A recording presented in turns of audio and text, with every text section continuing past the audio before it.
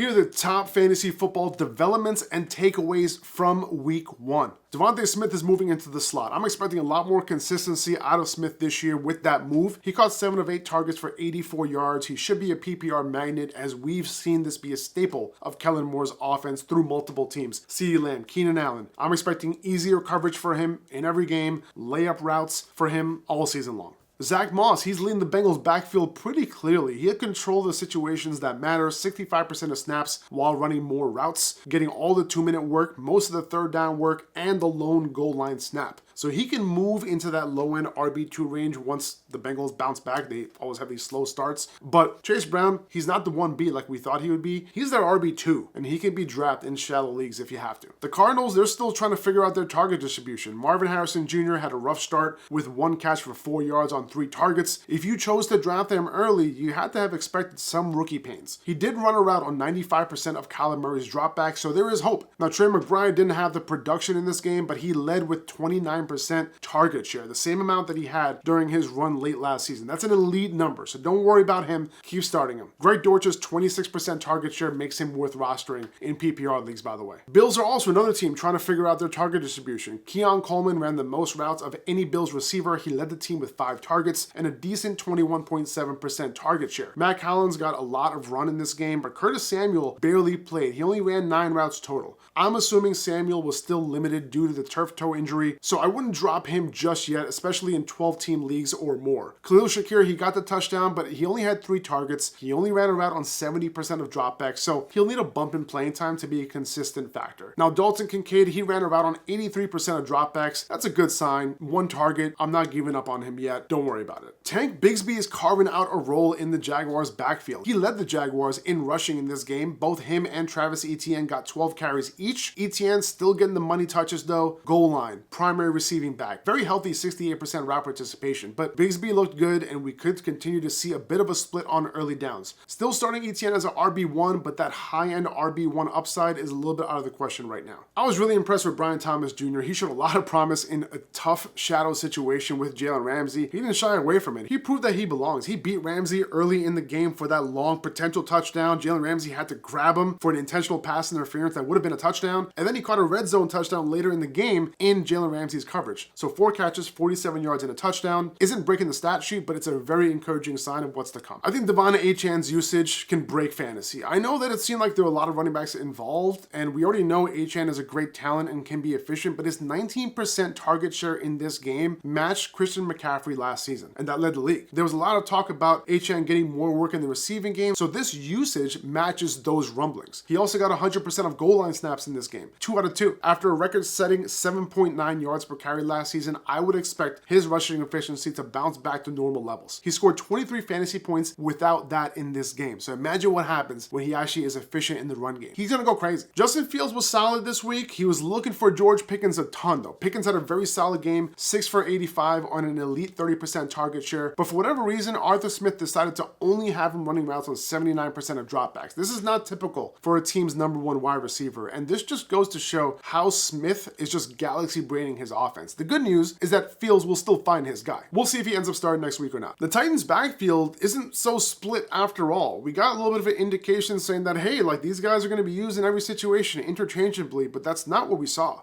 Tony Pollard was the clear early down back on Sunday, and he looked good, by the way. He got 16 carries to Tyjae Spears' 4. Spears did run more routes, but he's just a passing down back, the same role he had last year. Pollard was getting the goal line looks. He was still able to get 4 targets with a solid 45% route participation. He gets an upgrade to becoming a lot more startable moving forward, like low-end RB2-ish. Spears will have a bigger role in negative game scripts, but the gap between these two grew pretty significantly this week. There were a lot of growing pains in Caleb Williams' first start. He looked like a rookie out there, no doubt about it, but it is worth noting where he was looking to throw the ball once this offense gets clicking. Keenan Allen led with 11 targets and a whopping 38% target share and 42% targets per route run. He did miss a couple plays, that's why I bring that up. But DJ Moore had a 28% target share, very solid obviously, followed by Odunze Odunze with 14%. The good news for Odunze is that he was above 80% route participation, so he'll be on the field plenty. Keenan Allen gets an upgrade due to that target share, but Williams has to really step up for him to reap the benefits of this opportunity. Speaking of opportunity, Joe Mixon shined with his 33 touches in this game, 178 total yards, and a touchdown. He's on a great offense, and that's going to prop him up, and he'll continue to get fed. He's not the passing down guy, but the Texans should remain competitive in most games, so I wouldn't really worry about him being game scripted out. Nico Collins ended up outproducing his new competition, right? He led the Texans wide receivers with a 6-catch, 117-yard line on a team-leading 25% target share. Stephon Diggs was targeted mainly around the line of scrimmage. He only had 10 air yards to go along with this 19% target share. Tank Dell had a 22% target share and was targeted down the field a ton as well. So based on the usage, I would expect big games for Tank Dell coming. And if I had to rank these guys for next week, I'm actually going to go Nico Collins, Tank Dell, Stephon Diggs. The Panthers are cooked. So much for a bounce back for Bryce Young. The Saints absolutely shellacked Carolina, and Young couldn't get anything going. It's going to be really hard to start anyone on this team, including Deontay Johnson.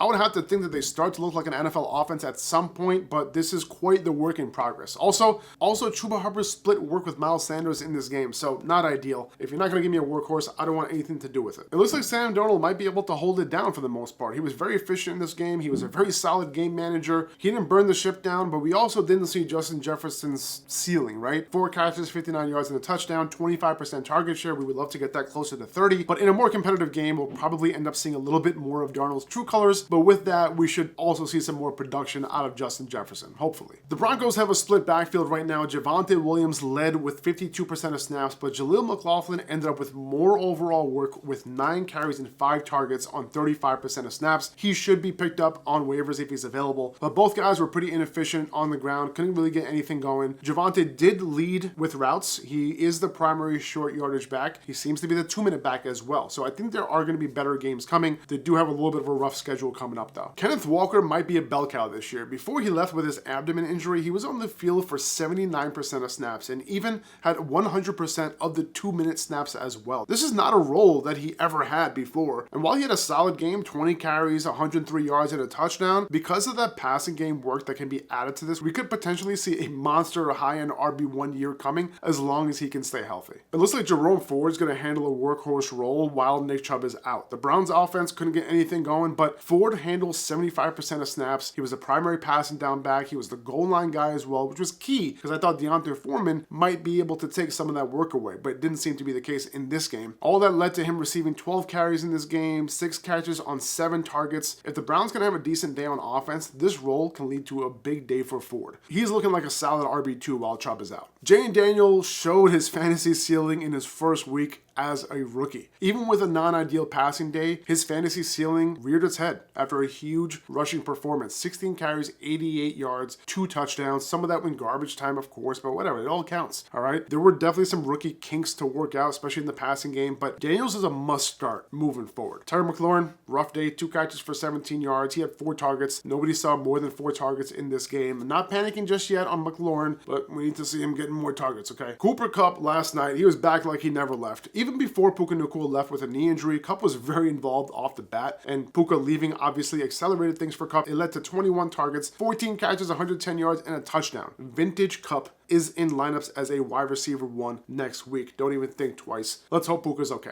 It looks like Jameson Williams' breakout season is upon us. He was a huge part of the Lions offense last night. He caught 5 balls on 9 targets for 121 yards, short targets, deep targets, crossing routes. He was all over the field making plays. He led the Lions with 32% target share, while Amon-Ra St. Brown caught only 3 balls for 13 yards on 6 targets. Let me say, I'm not concerned about Amon-Ra St. Brown, okay? He will bounce back. Both he and Williams can eat in this offense. Sam Laporta can eat in this offense. Jahmyr Gibbs can. There's a lot of mouths to feed here. I'm not worried about it. Start Amon-Ra again as a high-end wide receiver 1 next week. Blake Corum was nowhere to be found for the Rams. Ronnie Rivers even ran ahead of him. Corum had 0 snaps in this game, and Kyren Williams had 91% of snaps. He is back in the same role that he was in last year. He is their bell cow in every situation. Punt return and kick return, doesn't matter. He is the guy. Okay, so continue to start him as a high-end RB1. If you got got him later in drafts because of all this concern, you got yourself a steal. Another bell cow, Bijan Robinson, 89% of snaps. Finally, this is exactly what we want to see. He had 23 total opportunities and he ran around on 82% of dropbacks. He is going to get a ton of targets in this game.